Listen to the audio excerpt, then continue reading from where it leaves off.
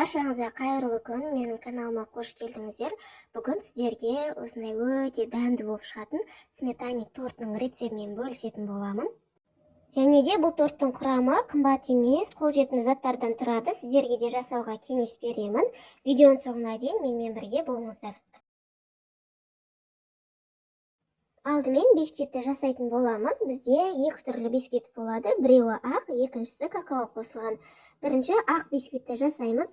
Ыдысымызға жұмыртқамызды жарып, үстінен қант салып, миксермен жақсылап миксерлеп аламыз.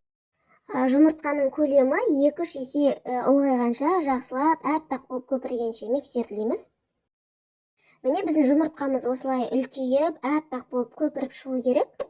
Енді жұмыртқаның үстіне електен өткізілген ұнымызды саламыз. Оның үстінен 1 шай қасық разрыхлитель салып, барлығын жақсылап лопатканың көмегімен араластырып аламыз.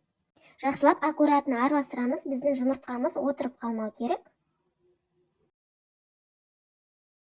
Енді үстінен тағы да сұйық майымызды құйып, тағы да барлығын жақсылап бір келкі болғанша араластырып аламыз.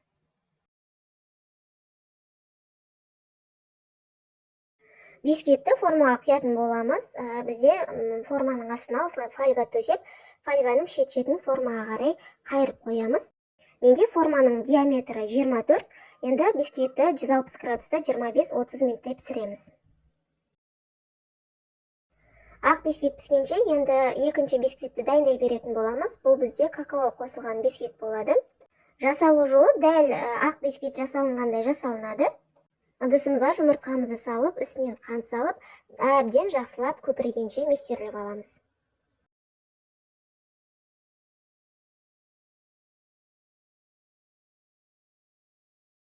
Енді жұмыртқамызға ұнымызды салмай тұрып, ұн мен какаоны бірге араластырып алатын боламыз.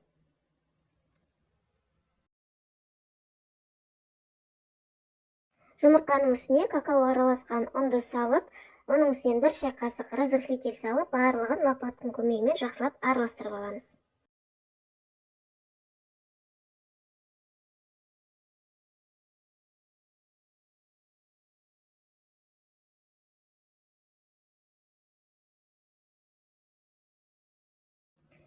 Үстінен сұйық майымызды құйып, тағы да бір келкі болғанша барлығын жақсылап араластырамыз.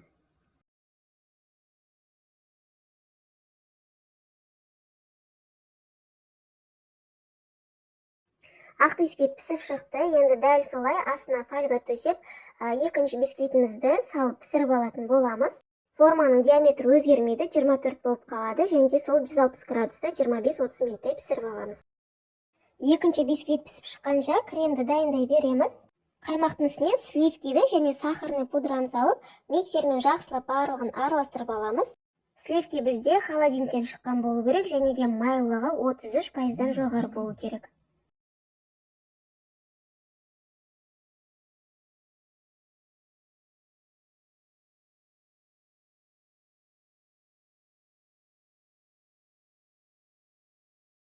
Крем дайын. Бізде крем сәл осындай сұйықтау болып шығады. Пропитканы дайындайтын боламыз. Ыдысқа ыстық су құйып, үстінен қант салып, венчикпен жақсылап қанты толығымен ерігенше араластырамыз.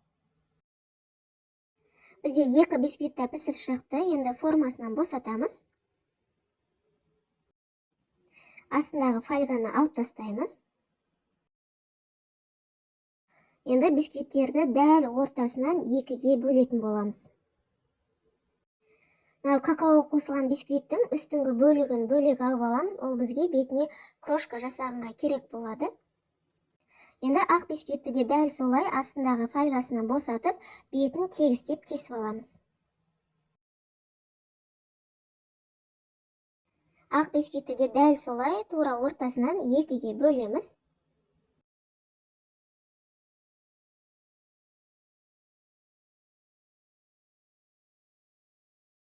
Енді бисквиттерді осылай форманың ішіне орналастыратын боламыз.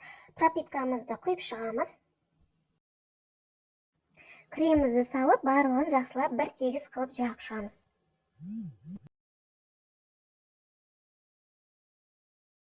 Ақ бисквиттің үстінде екінші бізде какао қосылған бисквит болады. Үстіне пропиткамызды құйып аламыз. Кремді салып, тағы да жақсылап бір келкі етіп жағып шығамыз.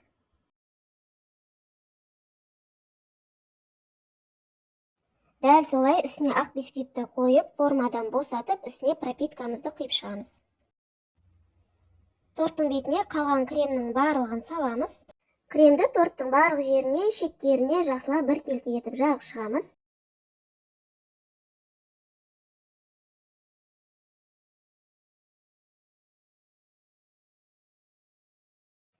Бөлек ыдысқа енді торттың бетіндегі крошканы дайындаймыз. Осылай қолмен жақсылап барлығын үгітіп аламыз.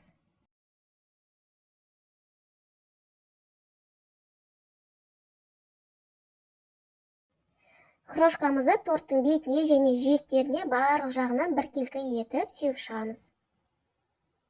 Торт дайын болған соң міндетті түрде холодильникке кемінде 5-6 сағатқа немесе бір түнге қойыңыздар. Сол кезде торттың кремі сіңіп, жұмсақ өте әдемі болып шығады. Тортым дайын болды. Мен тортты бір түнге холодильникке қойып алдым. Кремі сіңіп, өте жұмсақ, күшті болып шыққан. Қыздар, сіздерге де жасауға кеңес беремін. Міндетті түрде жасап көріңіздер. Өте жұмсақ және дәмді болып шығады. Видеом сіздерге ұнаса, лайк басып, каналыма тіркелуді ұмытпаңыздар. Назарларыңызға рахмет.